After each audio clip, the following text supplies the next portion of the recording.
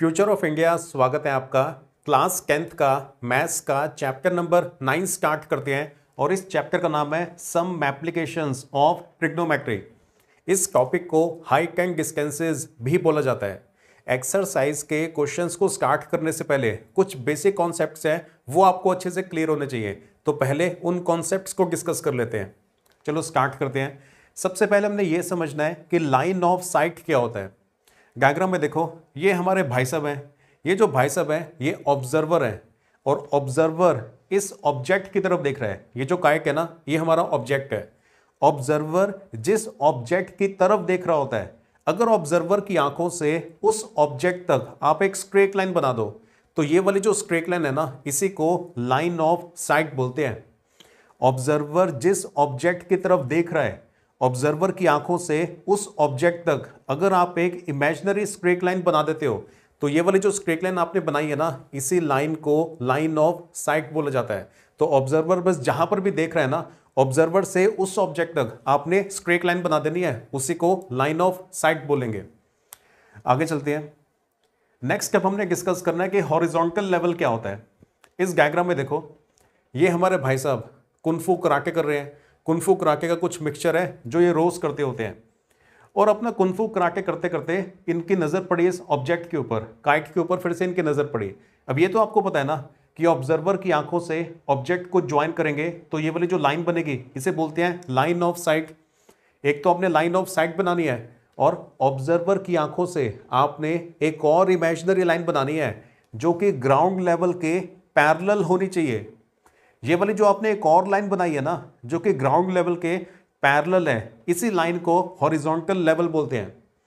Ground के parallel observer की आंखों से आपने एक लाइन बना देनी है, इसी लाइन को हॉरिजॉन्टल लेवल बोला जाता है। और हर क्वेश्चन के अंदर ना हॉरिजॉन्टल लेवल बनाना जरूरी है, क्योंकि जितने भी एंगल्स होते हैं ना, वो सारे के सारे एंगल्स हॉरिजॉन्टल के साथ ही बनते होते हैं। क्लियर हो गया? ऑब्जर्वर की आंखों से आपने एक इमेजिनरी लाइन बनानी है जो कि ग्राउंड लेवल के, ग्राउंड के पैरेलल होगी, उसी लाइन को हॉरिजॉन्टल लेवल बोला जाता है। नेक्स्ट स्टेप हमने समझना है कि एंगल ऑफ एलिवेशन क्या होता है और एंगल ऑफ डिप्रेशन क्या होता है। पहले एंगल ऑफ एलिवेशन को डिस्कस करते हैं। देखो, किसी भी ऑब्जेक्ट को देखने के लिए अगर ऑब्जर्वर को ऊपर की तरफ देखना पड़ रहा है ना, मतलब अपने हेड को थोड़ा सा ऊपर की तरफ टिल्ट करना पड़ रहा है, तब जो एंगल बनेगा उस एंगल को एंगल ऑफ एलिवेशन बोलते हैं। जैसे कि इस डायग्राम में ऑब्जर्वर ने इस काइट को देखना था। अब इस काइट को देखने के लिए इन भाई साहब को ऐसे ऊपर की तरफ देखना पड़ेगा ना, तो जब भी हॉरिजॉन्टल लेवल से ऊपर की तरफ किसी ऑब्जेक्ट को देखा जा रहा है, उस समय ये जो एंगल बनता है ना, इसी एंगल को एंगल ऑफ एलिवेशन बोलते हैं। अब डिस्कस करते हैं कि एंगल ऑफ डिप्रेशन क्या होता है। इस वाले डायग्राम में देखो, इन भाई साहब को आप देख रहे हो, ये अपने आप को स्पाइडरमैन समझ रहे हैं। बिल्डिंग के ऊपर जाके बैठ गए हैं और ये सब्जी वाला है जो कि आलू बेच रहा है। तो सब्जी वाला जोर से चिल्ला रहा है, आलू ले लो। और बिल्डिंग के अंदर कोई बच्चा है, वो फिर यहां से चिल्लाता है, नहीं लेने। तो फिर ये सब्जी वाला कहता है ओके ना लो। तो यहां पे नीचे ये वाली हरकतें चल रही हैं, आलू ले लो, नहीं लेना, ना लो। और इन हरकतों को ये भाई साहब ऊपर से देख रहे हैं। अब ये भाई साहब जब नीचे इस सब्जी वाले के आलू की तरफ देख रहे हैं, तो ये वाली जो आपने लाइन बनाई है ना, इसको क्या बोलेंगे? इसे बोलेंगे लाइन ऑफ साइट। ऑब्जर्वर जिस ऑब्जेक्ट को देख रहा होता है, उस ऑब्जेक्ट तक आपने एक स्ट्रेट लाइन बना देनी है, ये हो गया लाइन ऑफ साइट। और ये वाली जो लाइन है, ये हॉरिजॉन्टल लेवल, ग्राउंड के पैरेलल आपने एक और लाइन बना देनी होती है, ये हॉरिजॉन्टल है।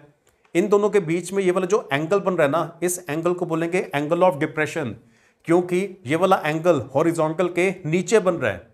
जब ऑब्जर्वर हाइट पे होता है और ऊपर से वो किसी नीचे की चीज को देख रहा होता है, तब जो एंगल बनता है ना, उस एंगल को एंगल ऑफ डिप्रेशन बोलते हैं।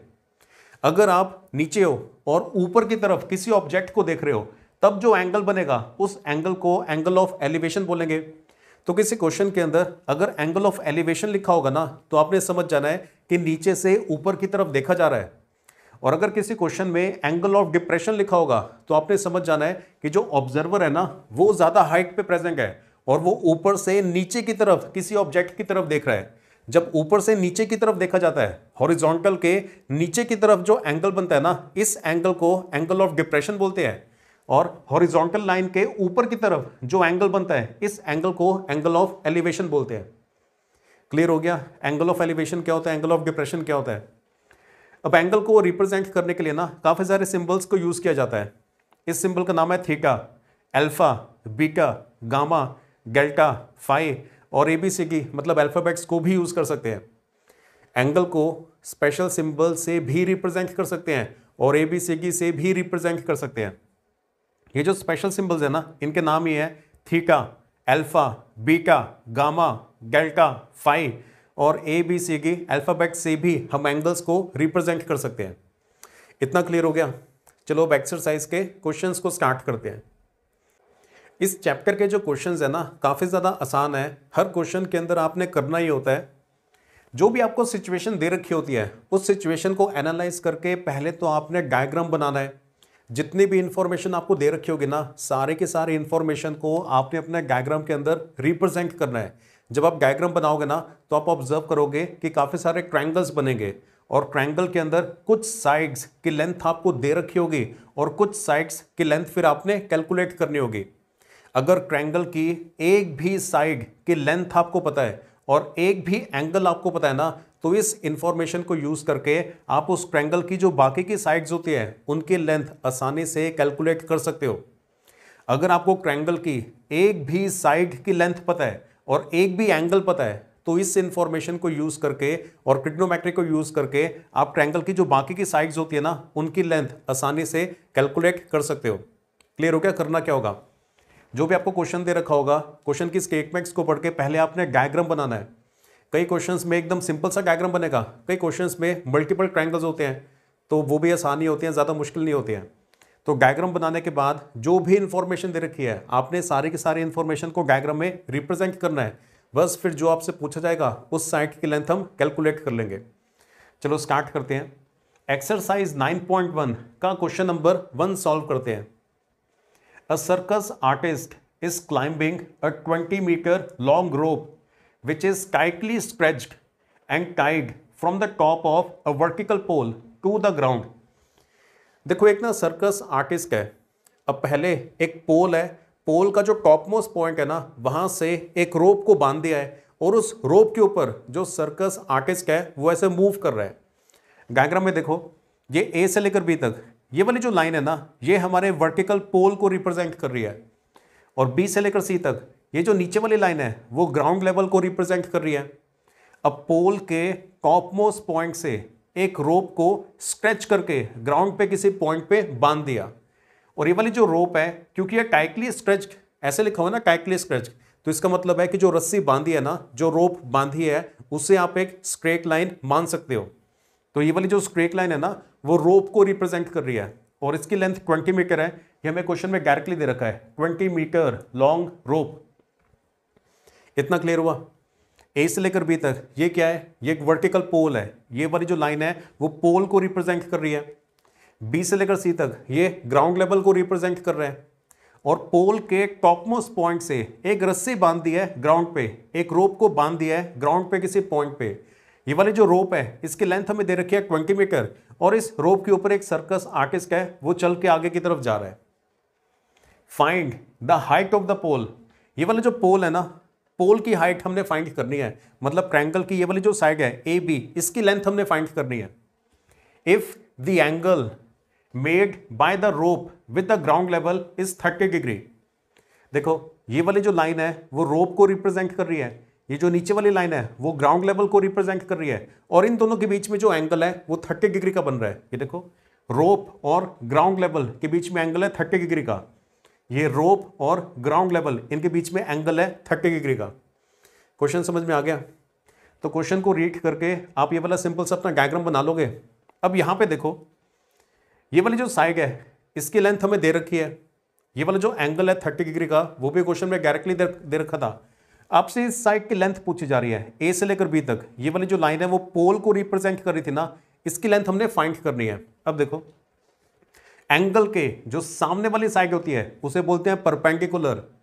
जहां पे 90 का एंगल बन रहा होता है 90 के जो सामने वाली साइड है वो होती है हाइपोटेन्यूज और फिर ये जो नीचे वाली तीसरी साइड है ये होगी बेस। ट्रायंगल के अंदर 3 साइड्स होती है ना, आपको पता है ना किसे परपेंडिकुलर, किसे हाइपोटेन्यूज और किसे बेस बोलते हैं। एंगल के जो सामने वाली साइड है उसे बोलते हैं परपेंडिकुलर। तो ये वाली जो साइड है ये परपेंडिकुलर है। जहां पे 90 का एंगल होता है उसके सामने वाली जो साइड होती है वो हाइपोटेन्यूज होती है, और ये जो तीसरी साइड है उसे फिर हम बेस बोलेंगे। ये एंगल 90 का इसलिए है क्योंकि ये देखो वर्टिकल पोल्स एकदम सीधे ही लगाए जाते होते हैं, तो ये वाला एंगल 90 का है। तो हाइपोटेन्यूज दे रखी है और परपेंडिकुलर की लेंथ हमने फाइंड करनी है। तो आप रफ में ना पहले ये लिख लेना, पंडित बद्री प्रसाद क्या क्या बोले, पंडित बद्री प्रसाद हर हर बोले सोना चांदी तोले। याद है ना आपको, पंडित बद्री प्रसाद हर हर बोले सोना चांदी तोले। हाइपोटेन्यूज दे रखा है, परपेंडिकुलर की लेंथ फाइंड करनी है। तो देखो परपेंडिकुलर की लेंथ फाइंड करनी है, हाइपोटेन्यूज दे रखा है, तो परपेंडिकुलर अपॉन हाइपोटेन्यूज मतलब साइन थीटा को यूज करना होगा। तो कौन सी साइड की लेंथ दे रखी है और कौन सी साइड की लेंथ आपने फाइंड करनी है, वहां से आपको पता चल जाएगा कि आपने किस ट्रिग्नोमेट्रिक रेशियो को यूज करना है, भी साइन थीटा यूज करना है या कॉस थीटा यूज करना है या टैन थीटा यूज करना है, कौन सा ट्रिग्नोमेट्रिक रेशियो यूज करना है, वो आपको ऐसे पता चलेगा कि कौन सी साइड आपको दे रखी है और कौन सी साइड की लेंथ आपने फाइंड करनी है। हाइपोटेन्यूज दे रखा था और परपेंडिकुलर फाइंड करना था, और परपेंडिकुलर और हाइपोटेन्यूज ये दोनों इसमें साइन के अंदर आते हैं ना, तभी साइन को यूज कर रहे हैं। तो आप अपने आंसर में ऐसे लिखोगे, in triangle ABC sine 30 degree, angle 30 है ना यहाँ पे, साइन 30, साइन होता है परपेंडिकुलर अपॉन हाइपोटेन्यूज, एंगल के सामने वाली साइड ये परपेंडिकुलर है ए से लेकर बी तक, तो परपेंडिकुलर की जगह पे ए बी लिखना है, और 90 के सामने वाली साइड ये हाइपोटेन्यूज है ए से लेकर सी तक, तो हाइपोटेन्यूज की जगह पे ए सी लिखना है। क्लियर। अब साइन 30 की वैल्यू 1/2 होती है। ए बी की लेंथ हमने फाइंड करनी है, तो ए बी की जगह पे ए बी रहेगा। ए सी की वैल्यू क्वेश्चन में दे रखी है 20 है, ये देखो 20 दे रखी है ना, तो ए सी की जगह पे 20 पुट कर दिया। अगले स्टेप में अपने क्रॉस मल्टीप्लाई करना है, तो 20 is equal to 2 times A B. ये 2 ए बी के साथ मल्टीप्लीकेशन में इस तरफ जाएगा तो डिवीजन में आ जाएगा, 20 को 2 से डिवाइड करो तो 10 आ जाता है, तो A B is equal to 10, मतलब जो पोल की हाइट है वो 10 मीटर है। ये वाला जो ए से लेकर बी तक की लेंथ है वो 10 मीटर है, पोल की height is 10 metre. This is the answer.